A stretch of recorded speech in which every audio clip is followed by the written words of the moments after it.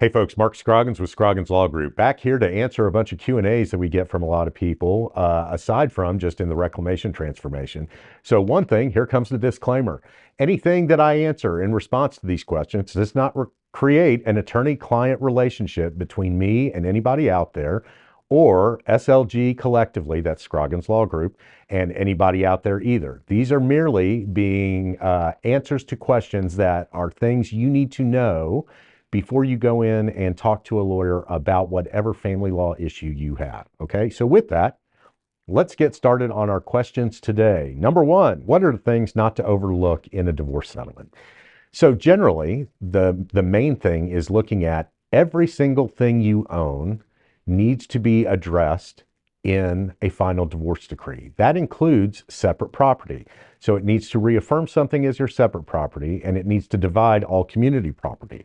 The second part is with child custody, okay? And so child custody need to deal with conservatorship, possession and access, child support. Additionally, you need to look at, is there spousal maintenance or not? Are there business interests? Are those business interests divided? Do you have property in foreign jurisdictions? If so, have those been divided? So basically, you need to make sure that everything has been dealt with. So the follow-up question to that is, if we didn't handle everything in the divorce decree, is there a remedy for that? And there absolutely is. It's called a petition to divide undivided assets, okay?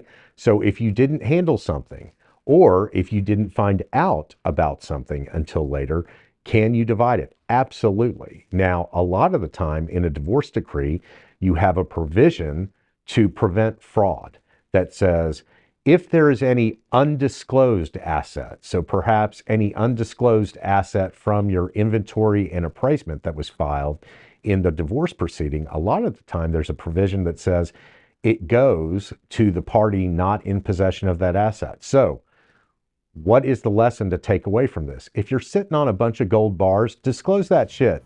Otherwise, it's going to your former spouse.